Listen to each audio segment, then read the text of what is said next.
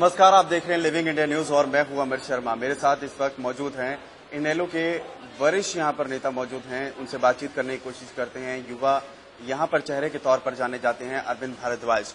बहुत बहुत स्वागत है आपका लिविंग इंडिया न्यूज पर। जी नमस्कार। काफी टफ कॉम्पिटिशन होगा जिस तरीके से इस बार आप चुनावों में खड़े हैं, पहला अनुभव है। नहीं, मेरे लिए कोई टफ कंपटीशन नहीं है। सब अपने लोग हैं, अपना क्षेत्र है, सबसे जुड़े हुए हैं। आज से नहीं, पहले से ही जनता के बीच में रहे, सबसे मिलना जुलना है। और पार्टी जो हमारी इंडियन नेशनल लोक दल है, कोई नई पार्टी नहीं है, बहुत पुरानी पार्टी है। एक एक जनमानस, आम आदमी, गरीब, किसान, मजदूर, मध्यम वर्गीय, मिडिल क्लास फैमिलीज, व्यापारी, सभी इस पार्टी से जुड़े हुए हैं। तो कुछ भी नया नहीं मुझे लगता। बहुत लंबा समय इस पार्टी के साथ जनता के बीच हो गया, कई सालों से। आपके जो दिग्गज नेता हैं वो भी युवा हैं, अभी 25 साल के सांसद भी आपकी पार्टी से हैं। किस तरीके से आपको उनके द्वारा जोश मिल रहा है? मैं सही मायने में बताऊं तो दुष्यंत चौटाला जी का बहुत बड़ा रोल है कि युवाओं को एक मौका मिला। आप ये लगा लीजिए, अब तक जो और पार्टीज, जो कांग्रेस, बीजेपी जैसे लोग जो ये कहते थे कि युवाओं को मौका मिलना चाहिए और यूथ को आगे आना चाहिए, पर सच्चाई ये है कि जब युवाओं की बारी आती थी तो वो सिर्फ और सिर्फ एमएलए, एमपीज और मिनिस्टर्स के बेटों को टिकटें मिलती थी। पहली बार हरियाणा में ऐसा हुआ कि एक आम आदमी, एक मिडिल क्लास फैमिली के किसी एक युवा को टिकट दी, और वो भी चौधरी ओम प्रकाश चौटाला जी और दुष्यंत चौटाला जी की मेहनत की वजह से, उनके प्रयासों से। जींद रैली में आपने देखा था किस तरीके से वहां पर भीड़ उमड़ी थी और तमाम नेता वहां पर मौजूद थे, दिग्गज भी यहां पर आए। किस तरीके से उस चीज को आप देखते हैं? इनेलो की इस बार पूरी लहर है। जींद की जो रैली हुई और उसमें जो हुआ, इतनी बड़ी भीड़, तकरीबन 8 से 10 लाख की आबादी, 8 से 10 लाख लोग उस रैली में जुड़े। वो लोग कोई किराए पर लाए हुए लोग नहीं थे, वो लोग अपने दिल से, अपनी मन की इच्छा से वहां पर आए। और मेरे ख्याल से तो शायद हरियाणा की सबसे ऐतिहासिक और सबसे बड़ी रैली इसे माना जाएगा। और इससे सिर्फ ये एक संदेश जाता है कि जनता का रुख किस ओर है, और जनता ने मन बना लिया है कि हरियाणा से कांग्रेस का सूपड़ा साफ करके इंडियन नेशनल लोक दल और चौधरी ओम प्रकाश चौटाला जी की सरकार हरियाणा में बनेगी। वीरेंद्र सिंह जो दल बदल करके अभी दूसरी पार्टियों में गए हैं, वो आरोप लगा रहे हैं कि ओम प्रकाश चौटाला जेल में रह रहे हैं और मुख्यमंत्री कैसे बनेंगे। इस पर क्या बोलेंगे? ऐसा कुछ नहीं है। पहले भी हमारे देश में ऐसा हुआ है कि जेलों में रहकर लोग चुनाव लड़े हैं और सांसद और विधायक बने हैं और उसके बाद बड़े बड़े पदों पर गए हैं। और फिर रही बात जेल की, तो चौधरी ओम प्रकाश चौटाला जी ने कोई अपराध नहीं किया। उन्होंने सिर्फ नौकरियां दी थी, और नौकरी देना कोई अपराध नहीं है, जिसके लिए ना उन्होंने किसी से कोई पैसा लिया, ना अपने सगे संबंधियों को नौकरी दी। हमारे जैसे गरीब और साधारण परिवार के किसानों के बच्चों को उन्होंने नौकरियां दी हैं, और जल्दी आप देखिएगा हाईकोर्ट से वो इसमें बरी होंगे। तो इसलिए ऐसा कोई बात नहीं। चौधरी वीरेंद्र सिंह खुद जो दल बदलू है, इतने साल लंबे समय तक वो कांग्रेस में रहे और फिर उन्होंने अपने स्वार्थ सिद्ध करने के लिए मुख्यमंत्री के लालच में वो बीजेपी में गए, जबकि वहां भी उन्हें कुछ नहीं मिलने वाला है, क्योंकि वो एक विधायक बनने की आज उनका कद नहीं रहा, तो मुख्यमंत्री का कैसे वो सपना देख सकते। तो आप ये चीज को समझते हैं कि किस तरीके से वीरेंद्र सिंह आरोप लगा रहे हैं, उनके पल्ले अभी कुछ नहीं रहा, इसीलिए वो सिर्फ यही राजनीति खेल रहे हैं? चौधरी वीरेंद्र सिंह जी को उचाना से चौधरी ओम प्रकाश चौटाला जी ने बहुत अच्छी लीड लेकर हराया था, उनके अपने क्षेत्र में जाकर हराया था। तब से वो अपनी झेप मिटा रहे हैं, अपना विरोध जता रहे हैं। सिर्फ उनको ये भी पता है कि आने वाले चुनाव में भी जो अपने 15 अक्टूबर को है, उनकी अपनी जो मिसेज हैं वो खड़ी हैं, वो भी जल्दी दुष्यंत चौटाला जी से बहुत भारी बहुमत से हारेंगे। और महिलाओं को भी आपकी पार्टी काफी मौका दे रही है। सबसे ज्यादा महिलाएं देखी जाए तो इनेलो पार्टी से है। सबसे ज्यादा कैंडिडेट युवा भी और महिलाएं भी अगर टिकटें दी गई हैं तो इंडियन नेशनल लोक दल ने दी है, क्योंकि चौधरी ओम प्रकाश चौटाला जी और ताऊ देवीलाल की एक सोच रही कि इस हमारे समाज के सभी वर्गों को, सभी लेवल जो हैं, सभी को मौका मिलना चाहिए, चाहे महिलाओं हो, युवा हो, हरिजन हो, कोई बिरादरी, कोई समाज हो। चौधरी ओम प्रकाश चौटाला जी ने, आप ये लगाइए, जब 2 राज्यसभा की सीटें हमारे पास आई तो वो चाहते तो अपने परिवार से किसी को दे सकते थे, अपनी जाति से किसी को दे सकते थे, या किसी और बड़े राजनीतिक घराने को, या किसी औद्योगिक घराने को, क्योंकि जनरली बड़े बड़े औद्योगिक घरानों को राज्यसभा की सीटें बड़ी बड़ी पार्टियां, ये जो कांग्रेस बीजेपी देती हैं। और चौधरी ओम प्रकाश चौटाला जी ने एक सच्चा सिपाही, एक इस प्रदेश का एक अच्छा नेता, एक सच्चा नेता अपने आप को साबित करते हुए उन्होंने जो दोनों सीटें थी वो दोनों पिछड़ा वर्ग को देने का काम किया। अरविंद जी, अवतार सिंह भड़ाना भी आपकी पार्टी में शामिल हुए हैं और नेताओं की बात की जाए दल बदल कर यहाँ पर आए हैं, तो क्या इसको इनेलो का प्रभाव समझे? सभी आज सरकार से जुड़ना चाहते हैं, और हरियाणा में तो ये माना जा रहा है तय, हम ही नहीं, आम आदमी, जनमानस, चाहे वो दुकानदार हो, देहात में रहने वाला किसान हो, कोई मजदूर हो, युवा हो, महिलाएं हो, सभी इस बात को कह रहे हैं कि सरकार तो आपकी आ रही है। और इसका प्रभाव कहीं ना कहीं जैसे निम्न स्तर पर होता है, उसी तरह बड़े नेताओं पर भी होता है। और फिर आज लहर ऐसी बन चुकी है चौटाला साहब की कि चारों ओर सिर्फ इनेलो इनेलो नजर आती है। तो सभी इससे जुड़ना चाहते हैं, सभी सरकार के साथ जुड़ना चाहते हैं। हालांकि जो सर्वेक्षण आए हैं या राजनीतिक पंडितों की बात की जाए तो वो यही कह रहे हैं कि इनेलो का प्रभाव बहुत ज्यादा है, और पार्टियों की अगर बात की जाए तो सीधे तौर पर यहाँ जो मुकाबला होगा बीजेपी और इनेलो के बीच होगा।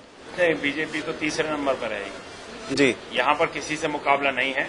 किसी भी पार्टी की जो सीटें हैं, मुझे पूरी गारंटी है, मैं आपको भरोसे के साथ लिखकर कह सकता हूँ कि कोई भी पार्टी 20 से ज्यादा सीट ले ही नहीं सकती। सिर्फ और सिर्फ इंडियन नेशनल लोकदल वो पार्टी होगी जिसकी पूर्ण बहुमत से सरकार, कोई गठबंधन नहीं होगा, वो नौबत ही नहीं आएगी, वो जरूरत ही नहीं पड़ने वाली। मैं तो पूर्ण बहुमत कह रहा हूँ, आप देख लीजिएगा हमारी सीटें 50 और 60। हालांकि गठबंधन की भी बात चली थी कि गठबंधन हो सकता है, लेकिन इनेलो ने स्वीकार नहीं किया। इसके पीछे कारण?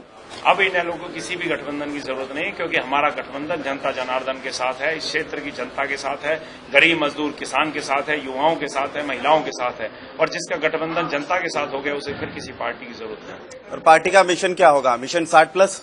हमारी पार्टी का शुरू से एक मिशन रहा, चौधरी ओम प्रकाश चौटाला जी की, ताऊ देवीलाल की एक सोच रही कि गरीब किसान और का भला होना चाहिए, और उसके लिए जरूरी है कि हरियाणा में पूर्ण बहुमत से गरीब मजदूर और किसान की सरकार बने, तभी गरीब का भला हो सकता है। तो हमारा तो हम सभी 90 की 90 सीटों को अपने लिए जीत कर मान रहे हैं, और सभी 90 की 90 सीटों पर हम पूरी ताकत लगा रहे हैं कि हम एक भी न हारे, हम सभी की सभी सीटें जीते। और सन 87 में जैसे 90 में से 85 सीट जीतकर हमारी पार्टी आई थी, वही इतिहास हम दोबारा दोहराएं। यहाँ पर और भी दिक्कतें हैं, अगर तिगांव की बात की जाए या फिर पूरे फरीदाबाद की बात की जाए, किन दिक्कतों पर आप यहाँ पर गौर करेंगे और कौन सी चीजें चुनाव जीतने के बाद यहाँ पूरी करना चाहेंगे? सबसे पहले जो मेरी प्राथमिकता होगी, इस क्षेत्र में सबसे जो पिछड़ापन है वो सड़कों में है। इस क्षेत्र में कहीं भी सड़कें नहीं है, लोगों को आने जाने में बहुत समस्या होती है। किसी भी क्षेत्र के विकास के लिए उसकी सड़कों का अच्छा होना बहुत जरूरी है। ये तिगांव विधानसभा इसीलिए ज्यादा पिछड़ा रहा क्योंकि यहाँ की सड़कों की हालत बहुत खराब है। तो मेरी जो फर्स्ट प्रायोरिटी होगी, मेरा प्राथमिकता होगी, वो ये होगी कि सबसे पहले इस क्षेत्र को शहर से जोड़ने वाली जितनी भी सड़कें हैं उन सभी सड़कों को एक अच्छी पोजीशन में लाया जाए, वहां पर आरसीसी की सड़कें बनाई जाएं ताकि लोगों को आने जाने में दिक्कत ना हो। दूसरी, ट्रांसपोर्ट के अरेंजमेंट किए जाएं, पब्लिक ट्रांसपोर्ट का इंतजाम किया जाए, उसकी यहाँ बहुत बड़ी समस्या है। और उसके बाद यहाँ पर स्वास्थ्य सेवाएं नहीं है, हॉस्पिटल नहीं है कोई, यहाँ पर गवर्नमेंट के इंजीनियरिंग कॉलेजेस नहीं है, रोजगार के साधन नहीं है तो युवाओं के लिए। और फिर यहाँ बहुत बड़ा क्षेत्र जो कच्ची कॉलोनियों में रहता है, उन कॉलोनियों को पास कराना और उनमें विकास कराना मेरी प्राथमिकता। अरविंद जी, देखा गया है हरियाणा की अगर बात की जाए तो किसान बेहाल है, ना उनको उनकी फसल का उचित मूल्य मिलता है, ना उनकी कोई सुनता है। घोषणा पत्र आ जाते हैं, चले जाते हैं, और फिर नेता भी वाय वाय कर जाते हैं। लेकिन इनेलो क्या करेगी उनके लिए, किसानों के लिए? इनेलो तो शुरू से ही किसानों के लिए लड़ती आई है और ये सभी जानते भी हैं, किसान भाई भी जानते हैं। चाहे हम जब देहात में जाते हैं, वो खुद कहते हैं कि किसान और देहात का भला अगर किसी ने किया तो ताऊ देवीलाल ने और इनेलो पार्टी और चौधरी ओम प्रकाश चौटाला जी ने किया। जब से उनकी सरकार हरियाणा से गई तब से किसान की बहुत दुर्गति हुई। आप ये लगाइए कि जब किसानों की फसलें बर्बाद हुई, पिछले साल बाढ़ और सूखे से फसलें बर्बाद हुई, उसके बाद मुख्यमंत्री भूपेंद्र सिंह हुड्डा ने किसानों का मजाक उड़ाते हुए कहीं 100 रुपए, कहीं 2 रुपए, कहीं 50 रुपए तक के चेक किसानों को दिए।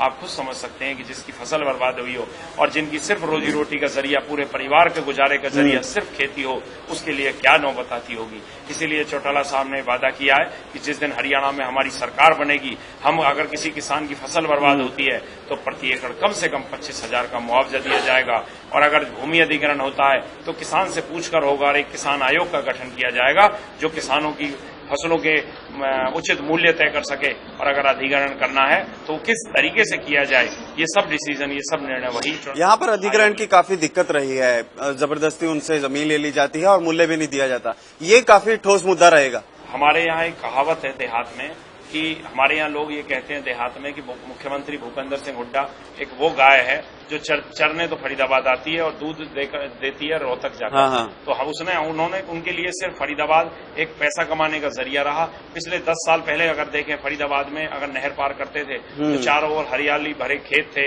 लहलहाते हुए खेत हुआ करते थे। आज चारों ओर अगर नहर पार करें तो कंक्रीट के जंगल नजर आते हैं। मुख्यमंत्री भूपेंद्र सिंह हुड्डा ने पैसे के लालच में इन्होंने धड़ल्ले से सीएलयू बांटे, लाखों एकड़ जमीन के सीएलयू हरियाणा के इन्होंने कर दिए सिर्फ और सिर्फ पैसा कमाने के लिए। इससे सबसे ज्यादा नुकसान किसान का और हमारे क्षेत्र का हुआ। यहाँ आज कहीं हरियाली नहीं रही। कुछ अगर ये कुछ समय और रह जाते तो शायद ऐसी नौबत भी आ जाती कि हमारे आने वाली पीढ़ियों को खेत और फसलें देखने के लिए कहीं और दूसरे स्टेटों में जाना पड़ता। आप मानते हैं कि चौटाला साहब की लहर चली और जनता उनके साथ जुड़ी और आज ये माहौल बन गया कि उन मुख्यमंत्री हुड्डा का तो जाना निश्चित ही बना हुआ है। आपको दिखा हरियाणा नंबर 1? हाँ, मुझे हरियाणा नंबर 1 दिखता है। हुड्डा साहब भी कहते हैं ना, नंबर 1 दिखता है बेरोजगारी में, नंबर 1 दिखता है भ्रष्टाचार में, नंबर 1 दिखता है अपराधों में, नंबर 1 दिखता है बदहाली में, नंबर 1 दिखता है कर्जे में। आज 86,000 करोड़ का कर्जा, शर्म आनी चाहिए उस मुख्यमंत्री को जिसके सिर पर 86,000 करोड़ का कर्जा हो और वो किस मुंह से, किस समझ से वो नंबर 1 हरियाणा कहता है। और पता नहीं कैसे उस मुख्यमंत्री को नींद आ जाती है जिसके प्रदेश में आत्महत्याएं हो रही हो, जिसके प्रदेश में इतने बलात्कार हो रहे हो, जिसके प्रदेश के युवा बेरोजगार घूम रहे हो। शर्म आनी चाहिए इस मुख्यमंत्री को जो नंबर 1 हरियाणा बताता है। अभी हुड्डा साहब सूखे की घोषणा कर रहे थे, सूखाग्रस्त इलाका है, पैसे की मांग कर रहे थे, वो भी उनकी पूरी नहीं हुई। तो क्या चारों तरफ से कांग्रेस घिरती नजर आ रही, शायद वो पीछे है, इनेलो के ज्यादा चांस है? असल में इन्हें ये पता था कि सूखे की जो घोषणाएं कर रहे हैं, मुआवजे की जो बात कर रहे हैं, वो मुआवजा इन्हें देना ही नहीं पड़ेगा क्योंकि आचार संहिता लागू होनी थी। उससे 2 दिन पहले इन्होंने घोषणा की। तो चुनावी शगुफा था वो, एक सिर्फ चुनावी स्टंट था। और उसमें भी एक इनकी चाल थी, इन्होंने वो इफ एंड बट सिचुएशन लगा दी कि हमने केंद्र को मदद के लिए अपील की है और 4,000 करोड़ का केंद्र से मदद मांगी है और वो मदद आने के बाद प्रति एकड़ 4,000 के आसपास हम मुआवजा किसानों को देंगे। ये इनका एक शगुफा था, इससे ज्यादा कुछ नहीं था क्योंकि इनको पता था आचार संहिता लग जाएगी, केंद्र पैसा देगा नहीं, उसके बाद किसी को कुछ देने की जरूरत नहीं। जब इनके पास कुछ है ही नहीं तो ये अपनी जेब से तो दे ही नहीं सकते थे। तो भारद्वाज साहब, महिलाओं की बात करती हैं, काफी असुरक्षित महसूस करती हैं हरियाणा में। आए दिन कुछ न कुछ उनके खिलाफ खबरें निकलती हैं, कहीं बलात्कार हो रहा है, कहीं और दुर्भाग्यपूर्ण खबरें आती हैं। किसी और के बारे में क्या कहें? अगर जनता की समस्याएं होती, पब्लिक से परेशानी आई होती तो शायद हमें भी यकीन ये होता कि हो सकता है प्रशासन ढीला हो, मुख्यमंत्री ना काबू कर पाए हों। पर इनके तो अपनी सरकार के मंत्रियों पर भी ऐसे आरोप लगे कि महिला के प्रताड़न के इन्होंने खुद के इनके ऊपर केस मुकदमे दर्ज हुए। इनका मंत्री गोपाल कांडा खुद एक केस में फंसा, गीतिका शर्मा वाले केस में फंसा दिल्ली में, उसमें आत्महत्या करने के लिए मजबूर करने का केस उस पर दर्ज हुआ और जेल भी वो रह पाया। लेकिन वो महिला सुरक्षा की बात कर रहे हैं लोपा वाले।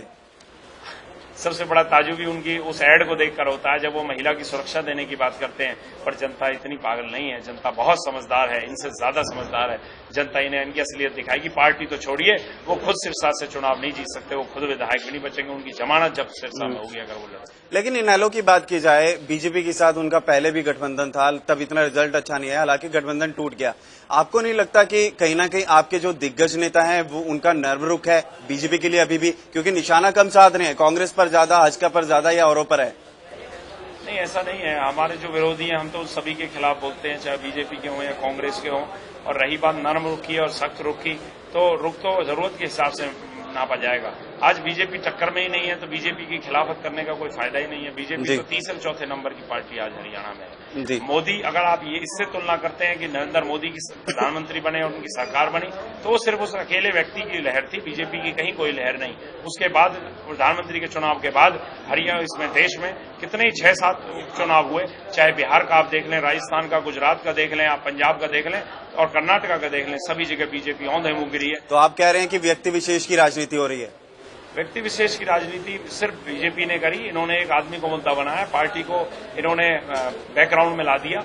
यही वजह है कि आज पार्टी खत्म होती चली जा रही है। और हरियाणा में जिस तरह से इन्होंने पैसे लेकर टिकटें बांटने का काम किया, तकरीबन 60 टिकटें हरियाणा में ऐसी बटी जिनमें करोड़ों रुपए लिए गए। कहीं फरीदाबाद के नेताओं ने पैसा लिया, कहीं गुड़गांव के, कहीं महेंद्रगढ़ के जो वरिष्ठ नेता थे उन्होंने। एक बंदरबाट हुई और सभी ने पैसा कमाया। इससे सबसे ज्यादा फायदा इंडियन नेशनल लोकदल को हो रहा है, क्योंकि जनता का जो भरोसा पहले से ही था वो और मजबूत हो गया कि हरियाणा का अगर भला कोई पार्टी कर सकती है तो वो सिर्फ इंडियन नेशनल लोकदल कर सकती है। भारद्वाज साहब, मैं लोगों के बीच गया था, उनसे बातचीत की। लोग ये कह रहे हैं कि पानी खरीदना पड़ता है, 50 रुपए में उन्हें एक टैंकर मिलता है छोटा सा, तो परिवार ज्यादा हो तो और मुसीबत। क्या कहेंगे, किस तरीके से इस समस्या को आप लेते हैं और कितनी जल्द सॉल्व? ताजुब इस बात पर होता है कि फरीदाबाद यमुना नदी के किनारे बसा हुआ है। एक नदी होते हुए भी फरीदाबाद की आधी से ज्यादा जनता आज भी प्यासी है। कॉलोनियों में हम जाते हैं, कितनी बार गर्मियों के दिन अगर आ जाएं तो उनके लिए आफत शुरू हो जाती है। वहां पीने का एक बूंद पानी नहीं आता।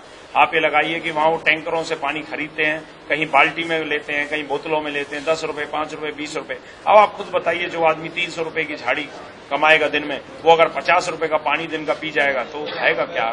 बच्चों को अपना गुजारा कैसे चला पाएगा?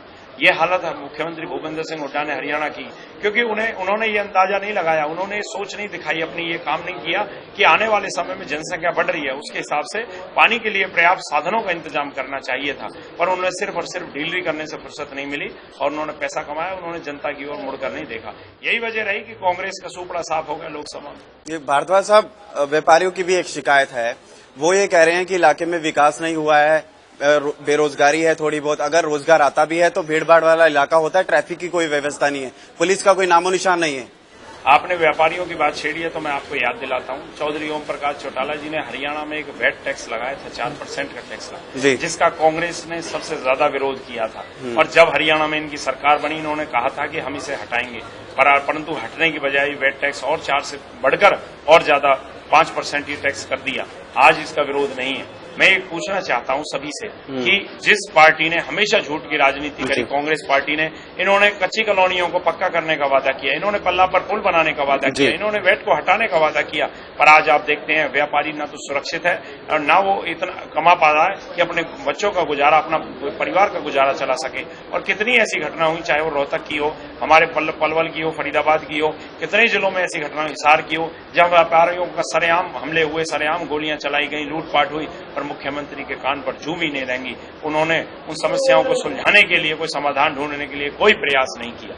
तो ये आज व्यापारी वर्ग भी जानता है कि उनके लिए सच्चा हितैषी कौन है। यही वजह है कि आज सभी समाज के लोग, सभी वर्ग के लोग इंडियन नेशनल लोकदल से जुड़ना चाहते हैं और इंडियन नेशनल लोकदल की सरकार बनाना चाहते हैं। थोड़ा राजनीति की तरफ आते हैं, लोगों की बात तो बहुत हो गई। आपके दिग्गज नेता अभय सिंह की बात की जाए, वो अक्सर अपनी रैलियों में कहते हैं या निजी चैनलों पर कहते हैं कि जो ओम प्रकाश चौटाला हैं या फिर अजय हैं, उनको जानबूझकर फंसाया गया, सीबीआई के साथ तालमेल था कुछ नेताओं का। कहीं ना कहीं तो इसमें कुछ ना कुछ तालमेल नजर आता है, पर ये माननीय हाईकोर्ट में भी विचाराधीन है, तो शायद इस पर टिप्पणी करना ठीक नहीं है मेरे ख्याल से। जी, और इनेलो की बात की जाए, जब आप जीत जाएंगे, अगर यहाँ पर रिजल्ट अच्छा आता है, तो कौन सी 5 चीजें ऐसी हैं जो पहले करवाना चाहेंगे? सबसे पहले मैं युवा होने के नाते मैं अपने क्षेत्र के युवाओं को अच्छी शिक्षा, अच्छे रोजगार का इंतजाम कराना चाहूंगा। मैंने पहले भी बताया है, सड़कों की हालत खराब है, मैं सड़कों के लिए यहाँ काम करना चाहूंगा। मैं इस क्षेत्र में स्वास्थ्य सेवाओं का इंतजाम कराना चाहूंगा, क्योंकि गरीब तबके के लोग प्राइवेट अस्पतालों में इलाज नहीं करा सकते, उनकी जेब अफोर्ड नहीं करती, और अगर वो दूर जाते हैं सरकारी अस्पतालों में तो वहां की स्थिति ऐसी नहीं है कि उन्हें पर्याप्त इलाज मिल सके। इसके अलावा और बहुत सी समस्याएं, जैसा कि पल्ला पे पुल बनवाना मेरी प्राथमिकता है, कच्ची कॉलोनियों को पास करा के वहां विकास कराना मेरी प्राथमिकता है, और इस क्षेत्र में अधिग्रहण के जो जबरदस्ती जो अधिग्रहण किए गए, बहुत कम रेट पर किए गए, उन सभी को दूर करके आगे होने वाले अधिग्रहणों में किसानों को उचित मुआवजा दिलवाया जाए, ये मेरी एक प्राथमिकता होगी। ठोस आंसर चाहूंगा इस पे। ये तिगांव जो नहर है या फिर उसके साथ आगरा कैनाल है, उस पर क्या करना चाहेंगे? पानी बहुत गंदा दिखा। पानी गंदा, इसके लिए मुख्यमंत्री, हमारे भावी मुख्यमंत्री ओम प्रकाश चौटाला जी ने भी बोला था कि जमुना को साफ कराना हमारे लिए एक प्राथमिकता होगी। उसके लिए ये बहुत बड़े स्तर की बात है। मुख्यमंत्री जी जब बन जाएंगे चौटाला साहब, ये अपने लेवल पर सेंटर और दूसरे स्टेट, दिल्ली से जुड़ा हुआ मामला है, ये अपने क्षेत्र पर, अपने स्तर पर उठाएंगे। हम इस समस्या को उन तक पहुंचाना चाहिए था, वो मैं पहुंचा चुका हूं, और आगे भी मौका मिलेगा मैं हर मंच पर इस समस्या को उठाऊंगा जमुना की। वोट बैंक की बात की जाए, आपका वोट बैंक ज्यादा लगता है, जिस तरीके से गुज्जर समाज और जाट समाज आपके क्षेत्र में ज्यादा है, और ऐसा भी विपक्षी दल के लोग ये कह रहे हैं कि आपका सिरसा के क्षेत्र में ज्यादा प्रभाव है, क्योंकि वहां पर बाबा राम रहीम का थोड़ा बहुत यहाँ पर मदद मिल रहा है। क्या कहेंगे? नहीं, ऐसा गुज्जर समाज, जाट समाज, ऐसी कोई बात नहीं है। हमारी पार्टी 36 बिरादरी की पार्टी है, सभी को साथ लेकर चलती है, किसी के खिलाफ नहीं चलती। शुरू से चौधरी ओम प्रकाश चौटाला जी रहे या ताऊ देवीलाल रहे, आप खुद जानते हैं, जब ताऊ देवीलाल जी के पास प्रधानमंत्री बनने का मौका मिला, उन्हें नेता चुन दिया गया लोकसभा में, तो तब भी उन्होंने खुद प्रधानमंत्री का पद त्याग कर वीपी सिंह जी को दिया, जो उनकी अपनी जाति के नहीं, दूसरी जाति के थे। और मैंने अभी आपको राज्यसभा के बारे में बताया, राज्यसभा की सिर्फ 2 सीट आई और दोनों सीटें उन्होंने पिछड़ा वर्ग को देने का काम किया, एक प्रजापति समाज को और दूसरी कश्यप बिरादरी को। तो चौधरी ओम प्रकाश चौटाला जी और हमारी पार्टी में कभी भी जातिवाद और धर्म और क्षेत्र के आधार पर कभी भी वर्गीकरण नहीं किया गया। वो खुद कहते हैं कि इस दुनिया में सिर्फ 2 जातियां, 2 धर्म और 2 वर्ग होते हैं, एक कमेरे का और एक लुटेरे का, बाकी सब तो हमारे खुद के बनाए हुए हैं। जी, ये हमारी सोच है। जी, और लिविंग इंडिया न्यूज के माध्यम से आप अपनी जनता को क्या मैसेज देना चाहेंगे, और यहाँ पर जीत का मंत्र क्या होगा इनेलो का? मैं सिर्फ एक बात कहना चाहूंगा, जो भी भाई दोस्त बुजुर्ग मेरी माताएं बहनें मेरी बात को सुन रहे हो, मैं एक चीज उन तक पहुंचाना चाहूंगा कि हरियाणा जब से बना इस सीट पर, चाहे ये हमारी तिगांव जो विधानसभा सीट है पहले मेवला होती थी, यहाँ पर जो भी लोग जीत कर गए उनमें से किसी ने यहाँ का विकास करने की प्रयास नहीं किया, एक भी कोशिश उनकी ऐसी नहीं रही। उनका मकसद सिर्फ, वो एक इन्वेस्टर थे, वो उनके लिए ये सब एक बिजनेस था। उन्होंने पैसा इन्वेस्ट किया और जीतने के बाद फिर और पैसा कमाया ताकि वो अगला चुनाव जीत सके। पहली बार आपका कोई अपना बेटा, आपका कोई भाई जो पढ़ा लिखा है, नौजवान है, मेहनत करना चाहता है, वो आपके बीच खड़ा है और चौधरी ओम प्रकाश चौटाला जी ने उसे एक मौका दिया है। तो मेरी आप सबसे विनती है कि एक पढ़े लिखे नौजवान को, अपने बेटे को, अपने भाई को एक बार आप मौका देकर देखें। मैं वादा और भरोसा आपसे करता हूं कि आज तक जो काम नहीं हुआ उन सभी कामों को प्राथमिकता के तौर पर मैं करा के दिखाऊंगा और मैं एक एमएलए नहीं, आपका सेवक बनकर इस क्षेत्र में हमेशा रहूंगा आपके बीच। जी बहुत बहुत धन्यवाद, शुभकामनाएं आपको, आप यहाँ पर अच्छा जनाधार लेकर जाएं। तो ये अरविंद भारद्वाज मेरे साथ मौजूद थे, तमाम बातचीत कर रहे थे, तमाम मुद्दों को उन्होंने बताया किस तरीके से विरोधी दल उनके खिलाफ साजिश कर रहे हैं, जिस तरीके से ओम प्रकाश चौटाला जी का मामला रहा है। तो उनका ये कहना है कि विकास होगा, फरीदाबाद का विकास होगा और वो जरूर करेंगे। लिविंग इंडिया न्यूज, सच्चाई की ताकत।